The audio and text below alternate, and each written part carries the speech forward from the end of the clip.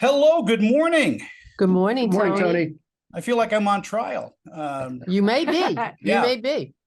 Well, being an Italian, we're always on trial, aren't we? Well, it's a conspiracy. There's more than two, right? Yeah, that's whenever there's more than two, you got to watch out. Things break. Congratulations on Tribunal Justice. It's a wildly fun show. It is. Thank you. It Thank you. is. I'm going to start with Judge Levy. I look at these shows, these courtroom shows, and of course they're brilliant. As preparation for when I go to court, if I ever go to court, and knowing what to take with you, what to prepare for. Sure. What you see on our show and what you're going to learn from our show is that when you come to court because you have a neighbor dispute, or you bought a lemon of a car, or there's a landlord-tenant matter, a contract issue, an assault case, a defamation case, a dog bite case. These are the cases that we hear every day that you should come prepared. You should come with evidence to support your claim. If you are a defendant, you should come with evidence that disputes what the plaintiff is saying about you. You should be respectful to the process, respectful to the bench, to the judges, and respectful to your opponent. And if you think that coming in and being disrespectful is a benefit, it is not. It's not even close. You'll see and you'll take away and learn that during the deliberation process at the very end, we don't always agree, that we will disagree, but we do it in a manner that shows respect for each other. We can disagree, yet not be disagreeable. I think it's a lesson everyone can take home. Judge Acker, what does it take to become a judge? So I'm a civil litigator by trade. I used to argue many different types of civil cases. I was not a judge until I got this job, and Judge Judy gave me some great advice, which was get some experience judging. It's a very different perspective sitting on the bench as opposed to being on the other side and trying to advocate for a position. So I got some experience as a judge pro tem, that's a temporary judge in Los Angeles. And really, it was just eye-opening. It's really amazing. Patricia sat on the bench for many years. For me, it was just such an experience watching people show up. And sometimes, I'm just going to be candid, act like they have no sense, because that was the opposite of what I would try to get my clients to do. So it's really been an education for me, and I love it.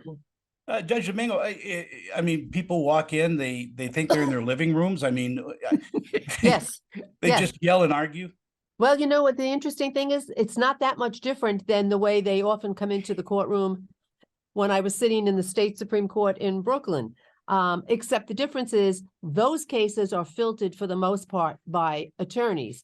And when you have a pro se litigant who's an individual not represented by counsel, when you see a pro se litigant come in, your whole heart drops because you're thinking this is going to be a nightmare, because they don't know how to present themselves. They don't know how to be prepared, but they do the best they can. So I find here that it's just an interesting procedure to see these unrepresented litigants come in and try to persuade the bench. Judge Levy, do people just decide, well, look, I'm going to watch a few episodes of Perry Mason and I know Boston Legal and My cousin Vinny. I love it. yeah. Right. Listen, if as far as litigation tactics and style, these litigants don't have those type of backgrounds, degrees, experiences. We do. We know how to extract the truth from someone who's trying to hide it. What you'll find different about our show than just about any show is that on our show, the litigants present the evidence that they claim support their side, and we review that evidence so that we can move the case along, that if a litigant is just getting tongue-tied, we don't want that to hurt the chances of them succeeding. So we can then present them and provide them with a text message or an email that will support what they're saying or contradict what someone else is saying. The audience watching our show is going to feel comfortable at the end of the day that the right thing is happening and that someone who is abusing the system is held accountable and gets the consequences that they deserve. Judge Acker, going off of what Judge Levy said, do you do you balance the spirit of the law against the letter of the law? Oh, what a great question. I think that there are times when we do that. I mean, as legal decision makers, sometimes there is, the law may say one thing, but that thing is subject to interpretation based on the facts, based on the surrounding circumstances, based on the context, based on the evidence. And I think that also, we do have an appreciation for the fact that we're dealing with actual people who are not skilled lawyers. And so there are times when we kind of guide them toward what it takes to try to present the case, even if they lose. So I think that it's a great opportunity for people to see what it's like. As you said, if you've got to show up in court and you're not experienced, you might pick up a tip or two. Yeah. Judge DiMango, again, it's like Solomon.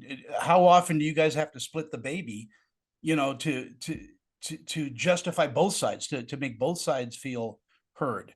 We do give both parties an opportunity to be heard. What's interesting is people that come before us don't necessarily put faith in our interest with doing the right thing.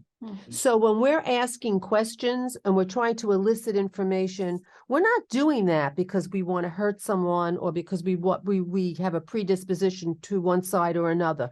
We're doing that because we feel that there's certain information that we need in order to appropriately apply the law to the facts.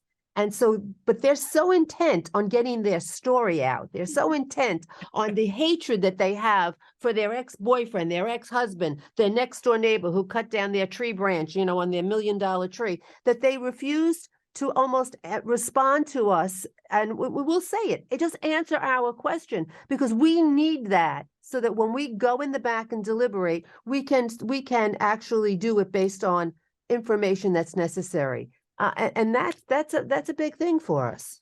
I want to thank you all for your time today. It's been very enlightening. And I want to pitch you this. You guys should go to malls around the country and do food court.